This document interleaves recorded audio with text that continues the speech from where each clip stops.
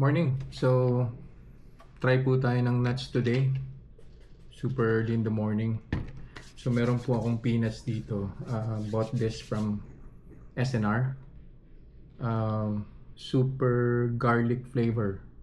So, coated po siya ng garlic. So, we'll see kung ano po yung magiging spike niya sa blood sugar po natin.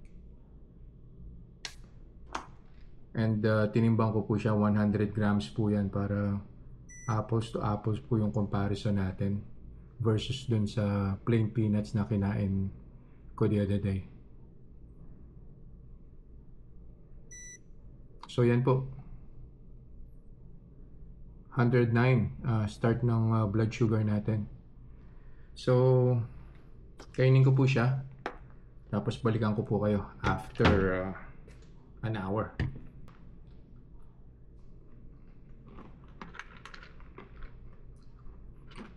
Naka-isang oras na po, so check na po tayo ng blood sugar and see kung ano pong spike ng peanuts na kinain natin.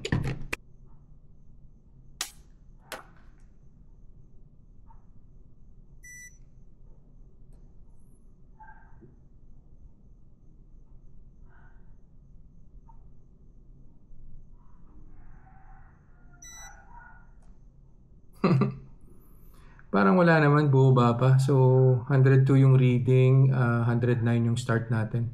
So, balik po ulit ako after 1 hour. See ya. Nakadalawang oras na po tayo. So, final blood sugar reading na po. Here we go.